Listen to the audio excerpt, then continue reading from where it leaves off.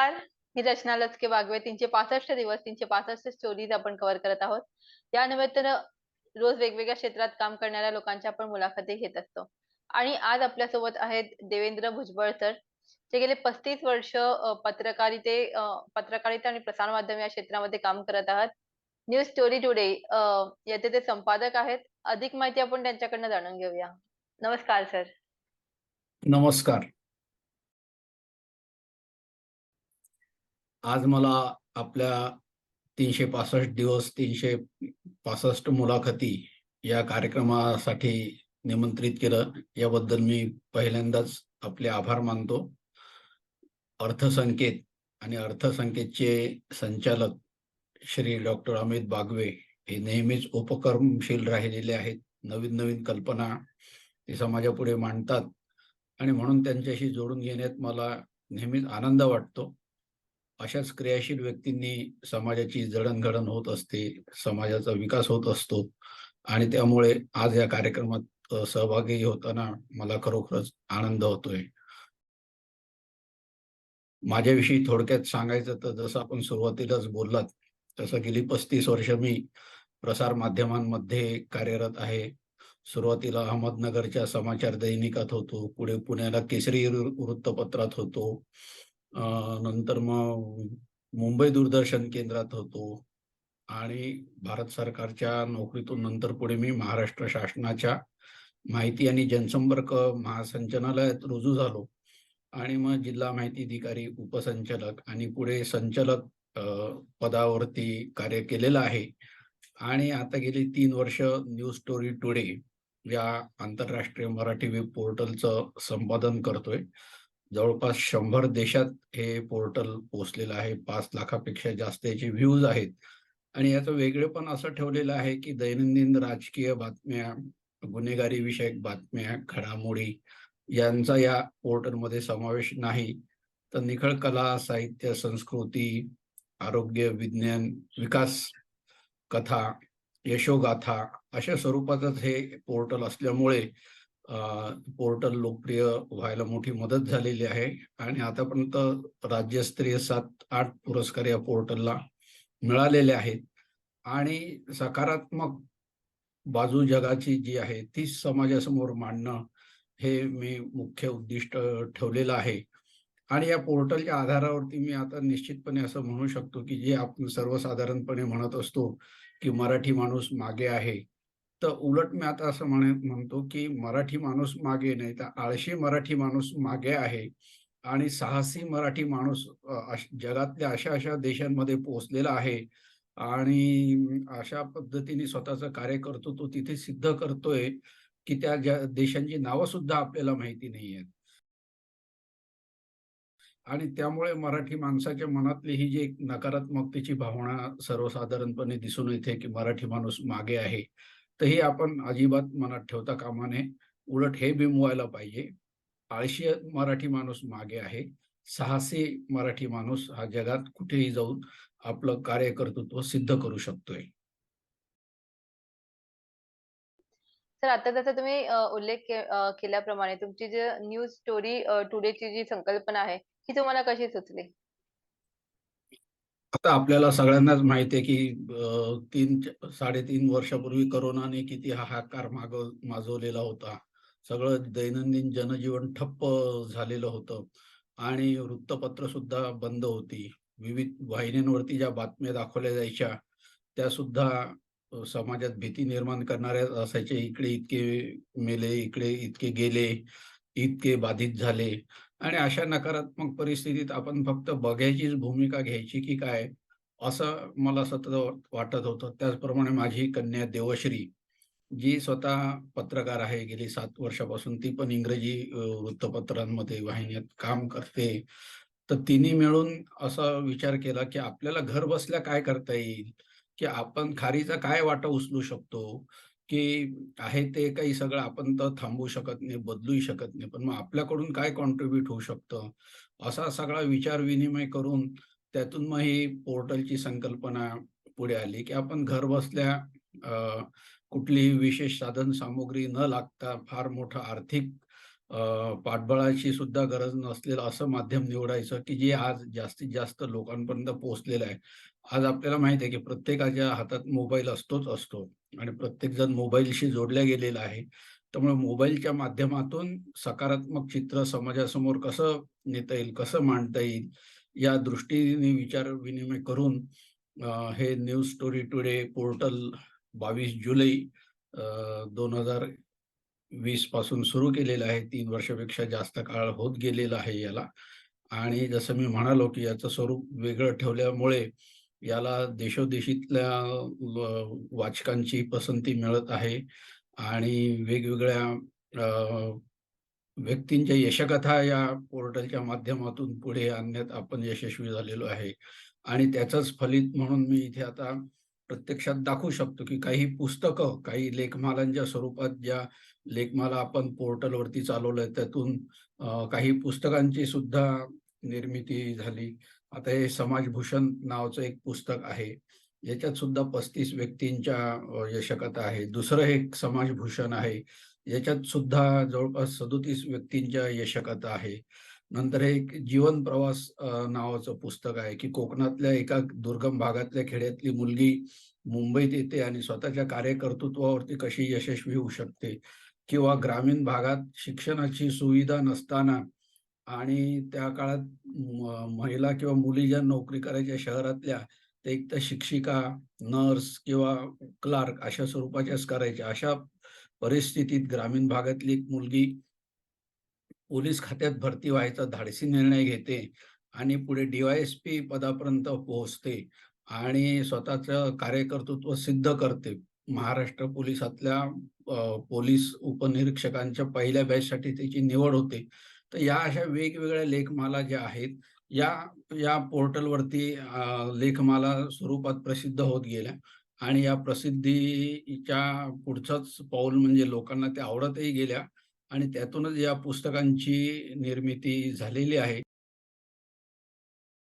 हे एक भरीव प्रकारचं कार्य या पोर्टलच्या माध्यमातून झालेलं आहे आणि आपण हे पाहू शकतो, की मी नेहमी म्हणतो, की माध्यम जसं महत्त्वाचं आहे, तसंच माध्यमांच्या मार्फत आपण काय संदेश देतो, तो सुद्धा तितकाच महत्त्वाचा आहे आणि त्यामुळे वरकरणी छोटंसं जरी हे पोर्टल वाटत असलं, तरी आज या पोर्टलच्या माध्यमातून वेगवेगळ्या प्रकारची प्रकाशनं पुढे येत आहेत. काहींना माहितीपटाच्या संकल्पना सुचतायत. काहींना आणखी इतर काही उपक्रम हाती घ्यावेसे वाटतायत. तर त्या कल्पनांचा प्रचार, प्रसार आणि प्रत्यक्ष उपलब्धी या पोर्टलच्या माध्यमातून सध्या सुरू आहे. आणि मी एक सांगू इच्छितो, की माझी ही पहिल्यापासूनचीच आवड आहे, की समाजात सकारात्मक वातावरण निर्माण व्हावं. कुणीही अ, निराशेच्या आहारी जाता कामा नये, विशिष्ट गोष्टींच्या मागे लागता कामा नये आणि म्हणून मग मी महाराष्ट्र शासनाच्या मंत्रालयात असताना एक करिअरच्या नव्या दिशा म्हणून हा एक कॉलम महाराष्ट्र शासनाचं एक महान्यूज म्हणून वेब पोर्टल होतं. त्या महान्यूजवरती लिहीत गेलो आणि जवळपास 500 अभ्यासक्रमांची माहिती त्या पोर्टलवरून गेली आणि पुढे त्याचंच या करिअरच्या नव्या दिशा या पुस्तकात रूपांतर झालेलं आहे. याचा मुख्य फोकस हाच आहे, की आजही मराठी मध्यमवर्गीय कुटुंबांमध्ये मुलांनी एकतर डॉक्टर व्हावं किंवा इंजिनिअर व्हावं किंवा आजकालचा तिसरा ट्रेंड म्हणजे फार फार तर अधिकारी व्हावं. या 3 पलीकडे आपली मानसिकताच जात नाही. तर माझा या लेखमालेमागचा आणि पुस्तकामागचा मुख्य हेतू हाच होता आणि आहे, की मुलाची आवड ओळखा आणि आवडीनुसार करिअरची निवड करा. आता आज आपलं अर्थसंकेतच्या प्रेक्षकांना मी मुद्दामून सांगू इच्छितो, की गुजरात सरकारची एक संस्था आहे international institute of entrepreneurship development.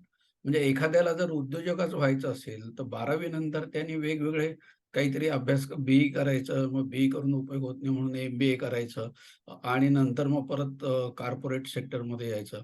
असं न करता 12वी नंतर जर हा 3 वर्षाचा एंटरप्रेन्योरशिप डेव्हलपमेंटचा कोर्स केला, तर तो थेट उद्योजकच होऊ शकतो किंवा कॉर्पोरेट सेक्टरमध्येच जायचं असेल, तर 12वी नंतर भारत सरकारचीच एक संस्था आहे Indian institute of corporate affairs. तर त्या संस्थेत गेले, की 12वी नंतरचा 4 वर्षाचा कोर्स करून थेट कॉर्पोरेट सेक्टरमध्येच येता येतं. त्याच्यासाठी वेगवेगळे कोर्सेस करून कशासाठी जात राहायचं. त्यामुळे माझा हा भर असतो किंवा आहे, की मुलांची आवड ओळखा आणि त्याच्या आवडीनुसार त्याला करिअरची निवड करू द्या. शेवटी करिअर म्हणजे काय तर गतिशील जीवन, प्रगतिशील जीवन. करिअर एकदा तुम्ही निवडलं, की त्या करिअरमध्ये तुम्हाला पूर्ण पुढचं आयुष्य व्यतीत करायचं आहे आणि जिथे ज्या क्षेत्रात आपल्याला आयुष्य पूर्ण काढायचं आहे, ते जर क्षेत्र, ते जर काम आपल्या आवडीचं असेल, तर प्रत्येक क्षणी आपल्याला आनंदच त्यातनं मिळत राहील. आपण काम करतोय, आपल्याला ताणतणाव येतो. आजचा जो परवलीचा शब्द आहे स्ट्रेस. स्ट्रेस येतो. हा कशामुळे येतो? तर मनाविरुद्धची एखादी गोष्ट जर सतत करावी लागली, तर त्याचा ताणतणाव नक्कीच येणार आणि म्हणून बाह्य आकर्षणांना बळी न पडता, की या क्षेत्राला ग्लॅमर आहे, डॉक्टर झालं की खूप पैसे मिळतात, इंजिनिअर झालं की खूप हुशार समजलं जातं, अधिकारी झाला की खूप सत्ता, संपत्ती मिळू शकते. अशा बाह्य निकषांच्या आधारे आपल्या करिअरची निवड न करता आपली आवड ओळखा आणि आपली आवड ओळखून त्यानुसार जर करिअरची निवड केली, तर तुमचं जीवन हे नक्की आनंददायी जाईल. जास्तीत जास्त उपक्रमशील जाईल, जास्तीत जास्त उत्पादक राहील आणि या दृष्टीने तर मी आई-वडिलांना सुद्धा आवाहन करू इच्छितो, की आपल्या इच्छा, आकांक्षा, अपेक्षा, महत्त्वाकांक्षा मुलांवरती न लादता मुलांची आवड ओळखण्याचा प्रयत्न करा. मुलांची आवड ओळखून त्याप्रमाणे त्यांना घडू देण्याचा तुम्ही प्रयत्न करा, जेणेकरून ते यशस्वी होण्यास मदत मिळेल. आजही आपण बघतो, की आपल्या म्हणीसुद्धा अशा आहेत, की "गरिबाची मीठ भाकर चांगली, अंथरूण पाहून पाय पसरावे, लाखाचे 12,000 होतील." इतर काही समाज उद्योजकतेत पुढे आहे म्हणून त्यांचा आपण हेवा करण्यात काही अर्थ नाही. आपल्याला कोणी अडवलेलं आहे उद्योजकतेत पाऊल ठेवण्यावाचून? आपल्याला कोणी अडवलेलं आहे व्यापारात न येण्यावाचून? आणि जसं मी मगाशी बोललो, की ज्या मराठी व्यक्ती आज उद्योजकतेत, व्यापारात, व्यवसायात पाऊल टाकतायत, धाडस करतायत, त्यासुद्धा लाखो करोडो रुपयांचा उलाढालाच करतातच आहे, यशस्वीरित्या करतात आहे. त्यांच्या यशोगाथा आपल्या पोर्टलवरती प्रसिद्ध झालेल्या आहे. हे जे मी आत्ता पुस्तकं दाखवलेले आहेत, या पुस्तकांमध्ये सुद्धा त्यांच्या यशोगाथा प्रसिद्ध झालेल्या आहे. की तुम्हाला उद्योगपती व्हायचं तर तुमचे वडील उद्योगपतीच असतील तरच तुम्ही होऊ शकाल अशातला भाग नाही. तुम्ही नवीन उद्योग व्यवसाय निवडा. त्याच्यासाठीचं धाडस महत्वाचं भांडवल आहे.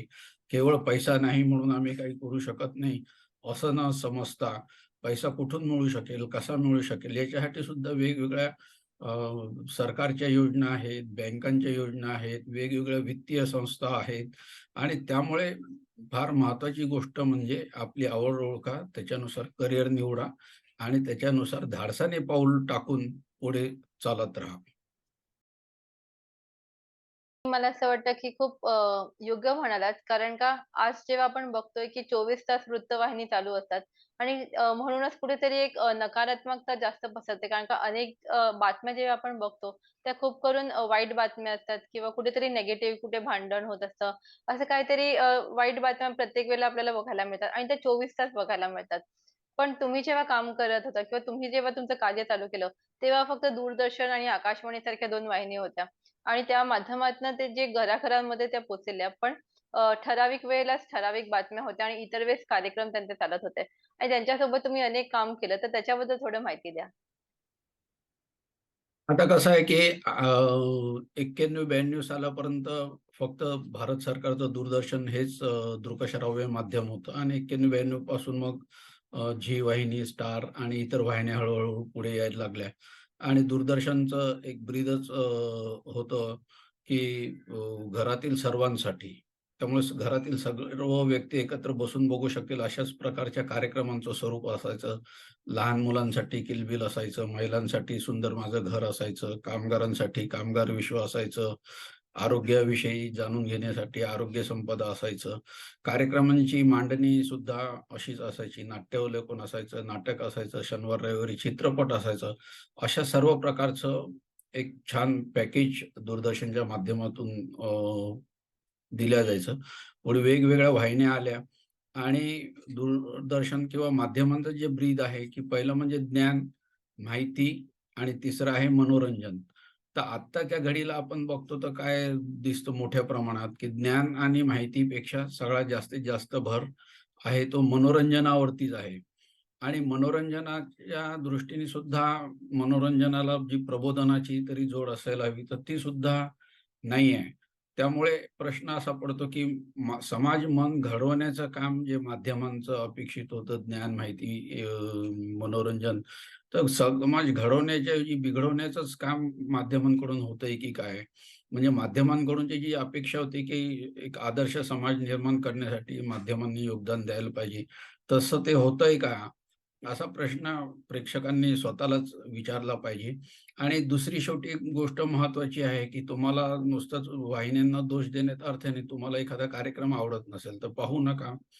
प्रेक्षकांचा टी-आर-पी जर घसरत गेला, तर आपोआपच त्या वाहिनीला सुद्धा त्या कार्यक्रमाच्या सुरू ठेवण्याविषयीचा विचार करावाच लागतो. त्यामुळे एकीकडे वाहिन्या म्हणतात, लोकांना जे आवडतं तेच आम्ही देतो आणि दुसरीकडे लोकही असं म्हणतात, की आम्हाला हे नकोय, पण आम्हाला हे बळंच पाहावं लागतंय. त्यामुळे एक प्रकारचा प्रेक्षकांचा दबाव गट निर्माण होणं, ही संघटितरित्या ही पण मला वाटते आज काळाची मोठी गरज आहे. जेणेकरून प्रेक्षकांच्या आवडी-निवडी काय आहेत, त्यांना काय हवंय, काय नको, कसं हवं, हे खरोखरच प्रभावीपणे वाहिन्यांपर्यंत पोहोचू शकेल.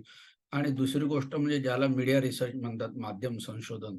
तर हे सुद्धा काम वाहिन्यांनी केलं पाहिजे, की खरोखरच आपल्या कुठल्या कार्यक्रमाचा समाजावरती, लोकांवरती काय परिणाम होतोय, किती चांगला परिणाम होतो किंवा किती वाईट परिणाम होतो आणि त्याप्रमाणे आपलं जे प्रोग्रामिंग असेल, आपलं जे कंटेंट असेल, ते कशा पद्धतीने बदलायला हवं, कशा पद्धतीने प्रभावी ठेवायला हवं, हे स्वतःचं धोरण स्वतःच वाहिन्यांनी ठरवण्याची मोठ्या प्रमाणात आवश्यकता आहे.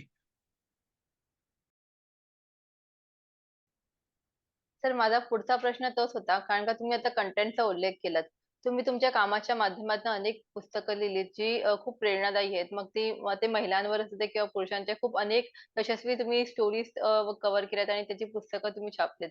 पण आज जेव्हा आपण बघतोय, की अनेक रील्स आपण बघतो, तर कुठेतरी हल्लीची जी पिढी आहे, त्याची वाचन संस्कृती जी आपण बघतो, ती कमी होत चालली आहे आणि जसं तुम्ही म्हणालात प्रमाणे, की सोशल मीडिया हा जास्त वाढतोय. तर अशा वेळेस जे प्रेक्षक आहेत किंवा जे व्हिडिओज किंवा हे जे बघतायत तरुण मंडळी, तर या लोकांनी कोणत्या गोष्टी लक्षात घ्यायला हव्यात?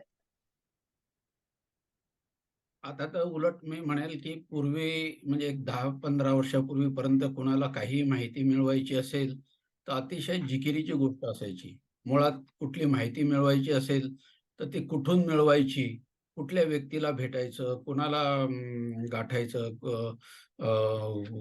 कसं त्याच्यापर्यंत पोहोचायचं किंवा लायब्ररीत जायचं, तर पुस्तकं तरी कुठली घ्यायची, कुठली बघायची, जेणेकरून आपल्याला हवी ती माहिती मिळू शकेल. तर आज अशी परिस्थिती राहिलेली नाही. सोशल मीडियामुळे तुमच्या पुढे माहितीचं महाद्वार उघडल्या गेलेलं आहे. जगातली कुठलीही माहिती तुम्हाला क्षणार्धात आज उपलब्ध होते आहे. तर ही जी सकारात्मक बाजू आहे या सोशल मीडियाची, याचा आपण जास्तीत जास्त उपयोग केला पाहिजे. वेब पोर्टल्स आहेत, YouTube आहे, Google आहे, वेगवेगळी जी माध्यमं आज उपलब्ध आहे. तर याचा आपल्या प्रगतीसाठी कसा उपयोग होईल, याचा तरुण पिढीने विचार केला पाहिजे. टाईमपास सुद्धा माणसासाठी महत्त्वाचाच आहे. मी असं नाही म्हणणार, की 24 तास प्रत्येकाने कामच केलं पाहिजे.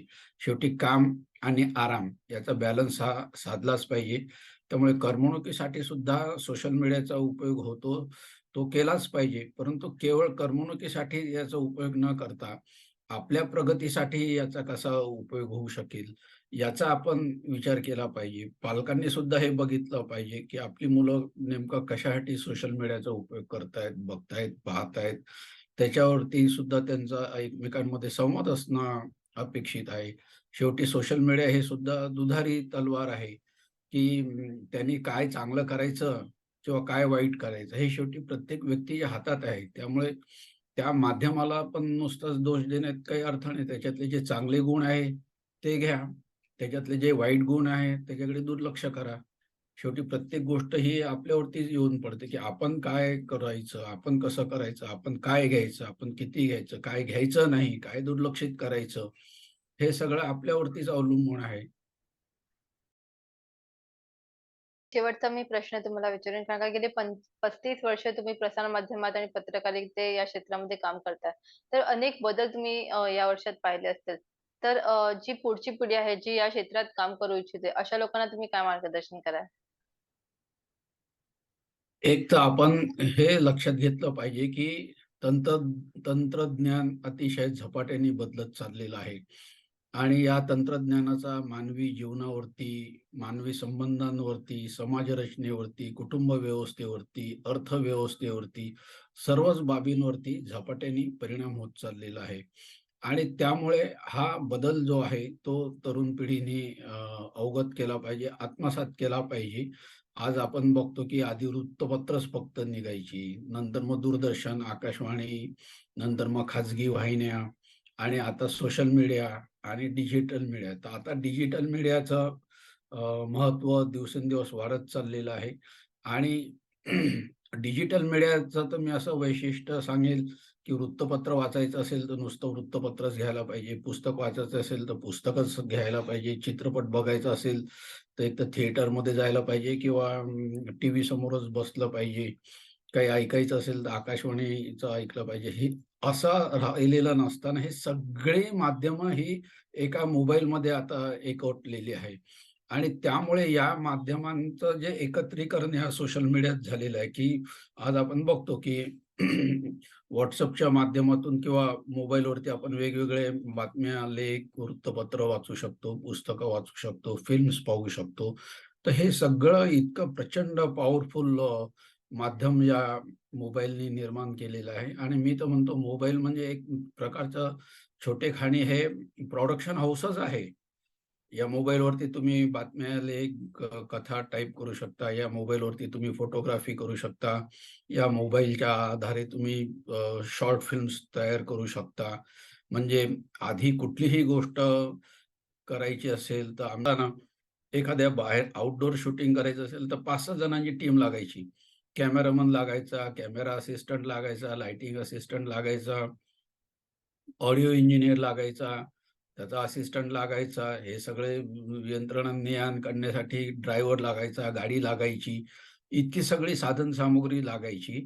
या सगळ्या गोष्टींची आज काहीही गरज राहिली नाही. एका साध्या मोबाईलच्या आधारावरती, मोबाईलच्या माध्यमातून या सगळ्या गोष्टी तुम्ही तयार करू शकता, सादर करू शकता आणि ही जी या मोबाईलची ताकद आहे, याच्यातनं जर तुम्ही तुमचं वैशिष्ट्य निर्माण केलं, तुमची उपयोगिता निर्माण केली, तर याच्यातनंच तुमचं पुढे भवितव्य नक्कीच घडू शकते. पूर्ण वेळचा तुम्ही व्यवसाय करू शकाल, पूर्ण वेळची नोकरीसुद्धा याच्यातच मिळवू शकाल. धन्यवाद सर. तुम्ही तुमचा जो एक्सपिरियन्स आहे तो आपल्यासोबत शेअर केल्याबद्दल आणि खूप चांगली माहिती तुम्ही आमच्यासोबत शेअर केली त्याच्याबद्दल खूप खूप धन्यवाद. 365 दिवस 365 स्टोरीमध्ये तुम्ही सहभाग घेतला. वेळात वेळ काढून तुम्ही आपल्याला मार्गदर्शन केलं त्याच्याबद्दल धन्यवाद. Thank sir. माझ्याही तर्फे आपले मनःपूर्वक आभार.